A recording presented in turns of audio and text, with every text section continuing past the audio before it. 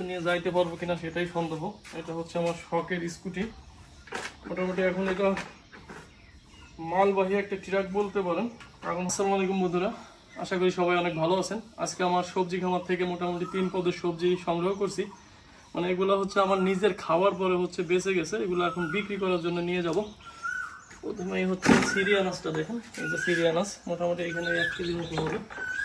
এরপরে হচ্ছে বটবটি, এই যে বটবটি। এখন হচ্ছে কলাটা দিয়ে দিলাম। এত কিছু নিয়ে যাইতে পারবো কিনা সেটাই সন্দেহ। এটা হচ্ছে আমার শখের স্কুটি। মোটামুটি এখন এটা মালবাহী একটা ট্রাক বলতে পারেন। এখন হচ্ছে নিত্য প্রয়োজনীয় মানে যাবতীয় যা কিছু আছে সব কিছু আমি এটা দিয়ে বহন করে থাকি। এখানে বেঁধে দেবো। মোটামুটি আমার এই স্কুটিটা হচ্ছে 100 কেজি লোড নিতে পারে।